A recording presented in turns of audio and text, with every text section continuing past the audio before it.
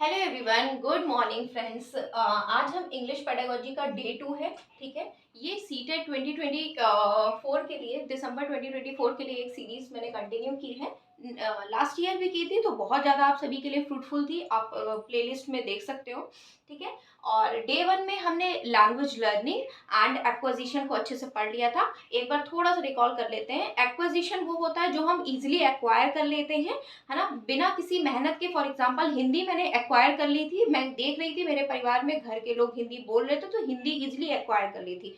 और जो एक्वायर करते हैं लैंग्वेज, वो हमारी मदर टंग भी होती है। ठीक है, और जो लैंग्वेज लर्निंग होती है, learning rules regulation, grammatical rules, ये सारी चीज़ों से एक हम संस्था में कॉन्शियसली सीखते हैं, तो वो हमारी लैंग्वेज लर्निंग होती है। जैसे इंग्लिश मैंने लर्न की थी कॉन्शियसली। ठीक है, तो ये हमने पढ़ा था लास्ट क्लास में। आज हम डिस्कशन करने वाले हैं इन सभी टॉपिक्स पे। ठीक है, तो सबसे पहले हम बात करते हैं नॉम चॉम्स्की की। तो देखिए, नॉम चॉम्स्की एक ऐसे साइकोलॉजिस्ट थे जिन्होंने लैंग्वेज पे बहुत ज़्यादा मतलब वर्क किया। और इन्होंने बोला कि एक ह्यूमन ब्रेन जो होता है, ह्यूमन माइंड जो होता है, उसमें एक कैपेसिटी होती है, एक इनेट कैपेसिटी होती है लैंग्वेज को एक्वायर करने के लिए। Innate capacity to acquire language. Human brain में ही ऐसी एक कैपेसिटी होती है, जन्मजात ऐसी एक क्षमता होती है कि हम किसी भी चीज को, मतलब लैंग्वेज को एक्वायर कर लेते हैं। ठीक, जैसे फॉर एग्जांपल मेरे माता पिता हिंदी बोलते थे, तो मेरे अंदर ये जन्मजात क्षमता थी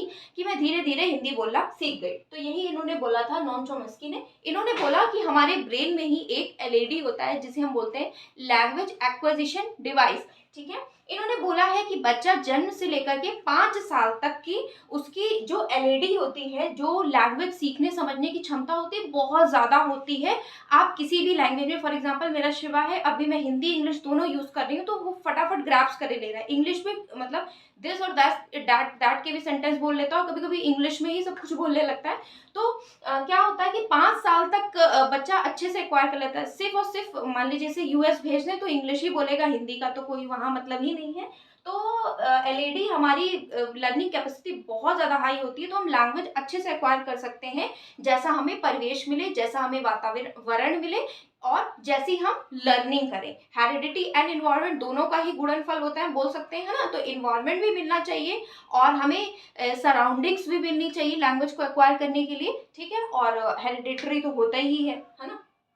मतलब हेरिडिटरी इन द सेंस कि हेरिडिटरी भी डेवलपमेंट होता है बच्चों का, ऐसा आपको पता ही होगा, गुणनफल होता है। ठीक है, तो दो चीजों पे इन्होंने बहुत ज्यादा वर्क किया, जो हमने डिस्कस कर लिया है। ठीक, आपसे पूछा जाएगा कि ये एलईडी किसने दिया है, यहाँ से सीटेट में क्वेश्चन पूछा गया है।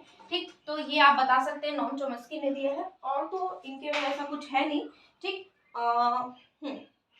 ठीक है, और कॉन्शियसली ये जो एक्वाजिशन का प्रोसेस होता है, ये हम अनकॉन्शियस तरीके से सीखते हैं। ये पिछली क्लास में भी हमने डिस्कस किया था। और जो लर्निंग होती है, लैंग्वेज लर्निंग होती है, हम कॉन्शियसली सीखते हैं, नियमबद्ध तरीके से सीखते हैं। ठीक है, दूसरी अगर हम बात करें लैंग्वेज स्किल की, आप सभी को पता है LSRW, listening, speaking, reading and writing, 4 तरह की स्किल्स होती हैं। ठीक है, जिसमें हम कह सकते हैं कि 2 जो होती हैं रिसेप्टिव होती हैं, जिसमें हम रिसीव करते हैं। ठीक है, अभी आप क्या कर रहे हो, रिसेप्टिव स्किल का यूज कर रहे हो, क्योंकि आप सिर्फ सुन रहे हो। ठीक है, रिसेप्टिव स्किल है आपकी तरफ से, और क्या है, पैसिव स्किल है, क्योंकि आप क्या कर रहे हो, लिसनिंग, आप सुन रहे हो मेरे वीडियो को, तो आप क्या कर रहे हो, रिसेप्टिव स्किल का अपने यूज कर रहे हो।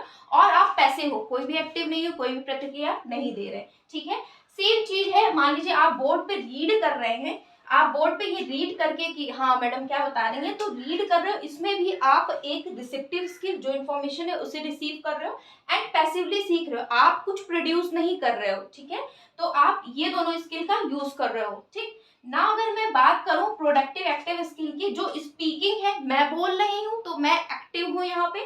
ठीक है, मैं कुछ प्रोड्यूस कर रही हूँ, प्रोड्यूस मतलब इन द सेंस बोल रही हूँ अपने विचारों को, तो मैं प्रोडक्टिव स्किल का यूज कर रही हूँ, मैं एक्टिव हूँ, तो स्पीकिंग स्किल में इसलिए ये वाला स्किल यहाँ पे यूज हुआ। राइटिंग, मैं लिख रही हूँ, लिखने में भी मैं प्रोडक्टिविटी यूज कर रही हूँ। Productivity in the sense biological नहीं है यहाँ पे, प्रोडक्टिविटी इन द सेंस कुछ प्रोड्यूस करना, कुछ मतलब या तो बोल करके या लिख करके। ठीक है, तो ये 4 स्किल्स होती हैं, आपसे पूछा जाता है तो आप ऐसे बता सकते हैं। एक ये एक निमोनिक्स है, सु, बो, प, ली। ठीक है, ये आपसे पूछा जा सकता है। सबसे पहले सुनना, फिर बोलना, फिर पढ़ना, फिर लिखना। 4 तरह की स्किल होती है, ये आप इसे देख सकते हो। ये मैंने लैंग्वेज स्किल्स डिस्कस कर ली। अब हम डिस्कशन करने वाले हैं एनसीएफ 2005। देखिए एनसीएफ 2005 जो कह रहा है, इसके अकॉर्डिंग ये है कि ज्यादातर ऐसा देखा गया है कि हमने नंबर ऑफ ऑब्जर्वेशंस में ये देखा है कि जो हमारी इंग्लिश है वो सेकेंड लैंग्वेज की तरह यूज करी गई है। ठीक है, क्योंकि फर्स्ट लैंग्वेज क्या है, हमारी मदर टंग है। मदर टंग क्या है, जो हमने इजिली एक्वायर करी है, ठीक है, या हमारे घर में जो बोली जाती है वो हमारी फर्स्ट लैंग्वेज है। सेकंड लैंग्वेज के तौर पे ये इंग्लिश यूज करी जा रही है। अब कहीं कहीं क्वेश्चन आता है कि आपके सीटेट में भी पूछा जाता है सेकंड लैंग्वेज क्या है, और कहीं कहीं आपसे अगर क्वेश्चन पूछ दिया जाए कि इंग्लिश सेकंड लैंग्वेज क्यों है, तो देखिए इंग्लिश अगर हम बात करें अपने इंडिया में, तो इंडिया में भी क्या है, इंडिया एक ऐसी कंट्री है जहाँ मल्टीलिंग्विज्म है, मतलब बहुभाषिकता है, भाषावाद है। यहाँ पे पूरे इंडिया में अगर हम बात करें तो बहुत तरह की भाषाएं बोली जाती हैं, है ना। आप सभी को पता है कितनी तरह के, कन्नड़, मलयालम, बहुत तरह की भाषाएं बोली जाती हैं। तो अगर हम बात करें तो इंग्लिश को हम बोलते हैं ग्लोबल लैंग्वेज भी बोलते हैं। और इंग्लिश को अगर हम बात करें ग्लोबल लैंग्वेज इसलिए बोले जाते हैं, global as a word define itself. आप समझ रहे हो, वर्ड की बात कर रहा है। ग्लोबल जो है किसकी बात कर रहा है, अपने आप में एक वर्ड की बात कर रहा है। अगर हम बात करें तो ये वर्ड में भी एक्सेप्टेबल है, पूरे ऑल ओवर वर्ल्ड में भी इंग्लिश में हमारे इंटरनेशनल बिजनेस होते हैं, कामकाज होते हैं। ऑफिशियल लैंग्वेज के तौर पे यूएस, यूके, ऑस्ट्रेलिया में ऑफिशियल लैंग्वेज की तरह से भी ये यूज होती है। ग्लोबली एक्सेप्टेबल है, हम अपने ट्रांजेक्शन्स वगैरह इसमें कर सकते हैं, क्योंकि ये सभी को पता है ऑल ओवर वर्ल्ड। ठीक है, तो ये ग्लोबल लैंग्वेज भी हुई, और ये सेकंड लैंग्वेज क्यों हुई हमने बताया। मल्टीलैंग्वेज इज अ रिसोर्स। हाँ, एनसीएफ 2005 ये कहता है कि जो बहुभाषिकतावाद है इसे हमें कक्षा में एक रिसोर्स, संसाधन की तरह यूज करना चाहिए, पॉजिटिवली लेना चाहिए। मान लीजिए बच्चा है, शिवा यहाँ से हिंदी सीख के गया, कोई बच्चा मान लीजिए कुछ और लैंग्वेज बोलता था, मान लीजिए कुछ खड़ी भाषा या कुछ भी बोलता था ऐसे क्लास में, ठीक है, मैडम को इंग्लिश सिखानी है, तो मैडम क्या करें कि इसे एक रिसोर्स की तरह यूज करें। रिसोर्स की तरह यूज करें मतलब ये ना समझे कि ये एक रुकावट है, ठीक है, क्योंकि बच्चे जब आएंगे स्कूल तो अपनी मातृभाषा ही लेकर के वो स्कूल आएंगे। ओके, तो यहाँ पे हमने 3 चीजें एनसीएफ 2005 में डिस्कस करी। तो क्वेश्चन आपका सीटेट में इससे भी पूछा गया, मल्टीलिंग्विज्म क्या है, रिसोर्स है या फिर बैरियर है, तो आपको टिक करना है रिसोर्स है। ठीक है, डिफरेंट डिफरेंट बच्चे आएंगे, तो डिफरेंट डिफरेंट लैंग्वेज होंगी, तो बच्चे एक से ज्यादा भाषाएं सीखने में सक्षम होंगे। ठीक है, ग्लोबल लैंग्वेज क्यों है बताया, सेकेंड लैंग्वेज क्यों है बताया। ओला ऑफिशियल लैंग्वेज एक्ट है, ये आपका आया था 1963 में। इसमें बोला गया था इंग्लिश जो है एसोसिएट ऑफिशियल लैंग्वेज है, ये आर्टिकल है 343(2) के तहत। ये भी आपके सीटेट में यहाँ से क्वेश्चन पूछा गया, जहां जहां से क्वेश्चन पूछा गया वही वही टॉपिक्स उठाए हैं हमने।